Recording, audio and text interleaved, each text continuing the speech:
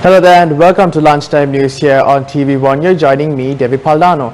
Now before we head into your stories in more detail, let's first take a look at your headlines this afternoon.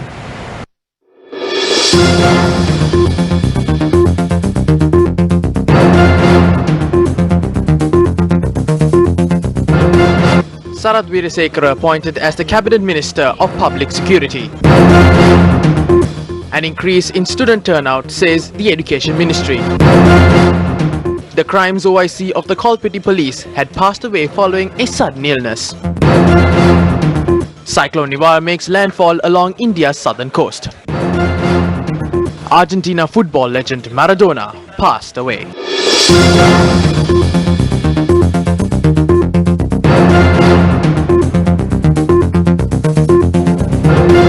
Now moving on to some of the headline-making stories. Retired Rear Admiral Sarath Weerasekara took oaths as the Minister of Public Security before President Gotabaya Rajapaksa today. Accordingly, the Sri Lanka Police and the Department of Civil Security will fall under his purview.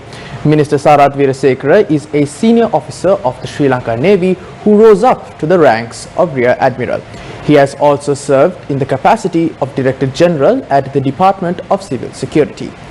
Meanwhile, Chamal Rajapaksa has also taken oaths as the State Minister of State Security, Home Affairs and Disaster Management before the President today.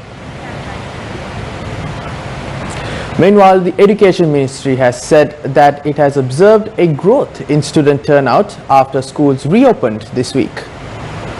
Education Secretary Professor Kapila Pereira said that student turnout at schools stood at less than 51% yesterday. He pointed out that student turnout stood at 31% when schools reopened for their third term on Monday.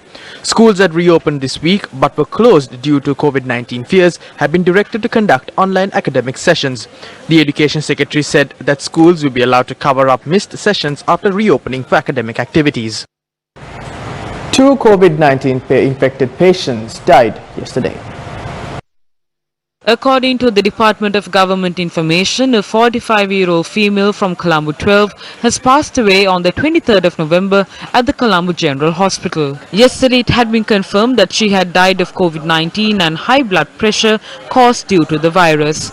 The other death reported yesterday was of an 80-year-old male from Pannipitia. His cause of death was identified as COVID-19 and acute liver failure caused as a complication of the virus. The Government Information Department said the man had been transferred from the Sri Jawaharlal Hospital to the Pimbura Base Hospital after testing positive for COVID-19. He had passed away while receiving treatment last night. Official figures show that Sri Lanka's death toll due to COVID-19 currently stands at 96.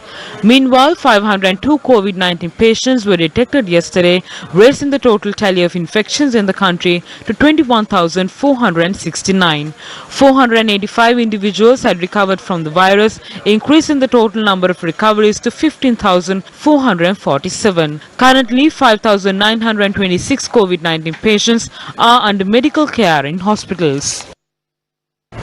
The Sri Lanka Association of Government Medical Laboratories Technologists has denied claims that it would require more than 48 hours to release the results of PCR tests.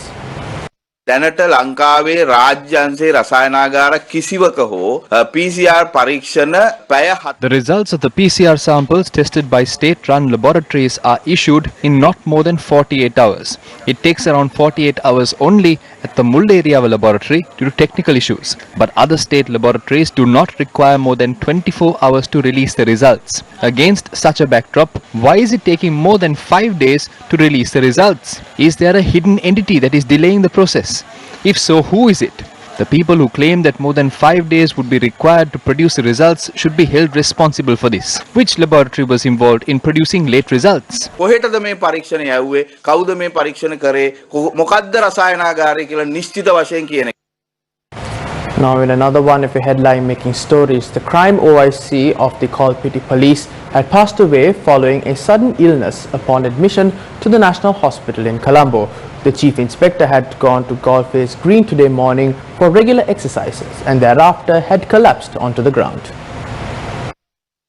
The officer in charge of the crime branch of Kolpiti police station, Chief Inspector Nilant, has passed away due to a sudden illness whilst he was admitted to General Hospital, Colombo. This morning, Chief Inspector Nilantha has gone to the golf base green for regular exercises and jogging. Then thereafter, he had been collapsed on the ground, and the officers of Kolpiti Police Station had carried him to the General Hospital. Whilst he was admitted, it was revealed that he had passed away. The inquiry is being initiated by Kolpiti Police, and the inquest is conducted, and in addition to that, an autopsy in respect of the dead body is conducted today. Accordingly, the cause of death would be revealed after the autopsy.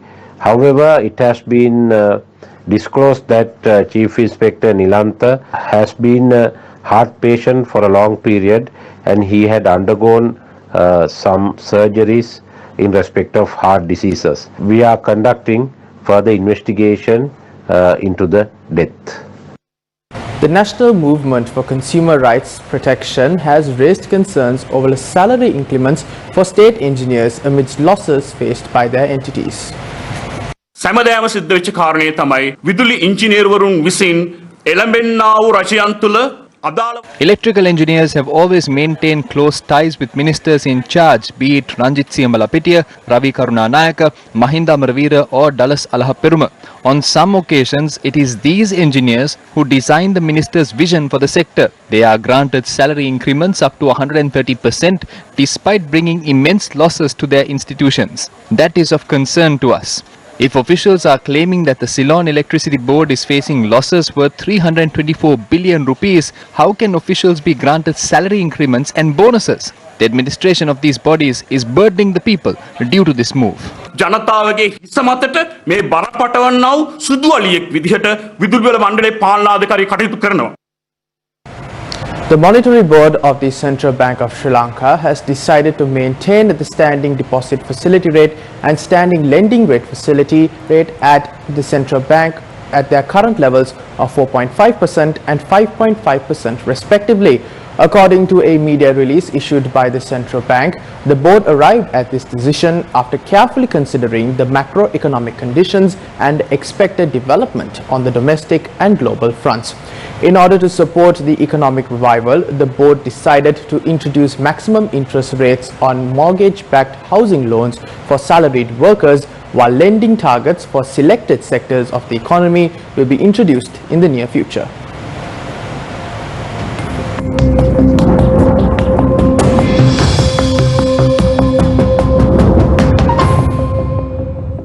Now on to your weather update. Cyclone Niva has made landfall in southern India, triggering torrential downpours in coastal areas of Tamil Nadu. Now speaking on the matter, the Sri Lankan Department of Meteorology said since Hurricane Nawar has made landfall in southwestern Bay of Bengal, the impact on Sri Lanka has been reduced. Officials said it reached winds of more than 120 kilometers per hour, but then weakened into a severe cyclonic storm. Tens of thousands of people from low-lying areas had been evacuated ahead of landfall. According to Indian media, one woman died when a wall collapsed following heavy rain. Heavy wind had already felled trees and strong rains flooded parts of Tamil Nadu and the capital Chennai. The Indian Meteorological Department said Cyclone Niva has weakened from a very severe cyclonic storm to a severe cyclonic storm after it made landfall. Department added that it is forecast to further weaken as it moves north. Dozens of trains and flights from Chennai have been cancelled and thousands of disaster management personnel have been deployed in the region. All fishing boats have been advised to return to port.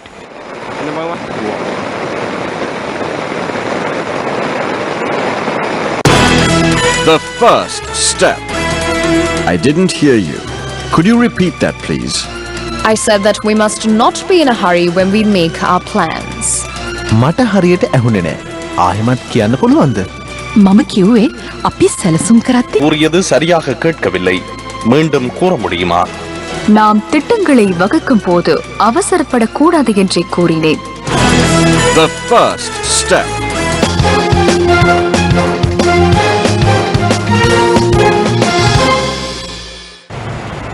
Now on to some tragic sports news. Diego Maradona, widely regarded as one of the greatest football players of all time, passed away yesterday at his home in Argentina after suffering a heart attack.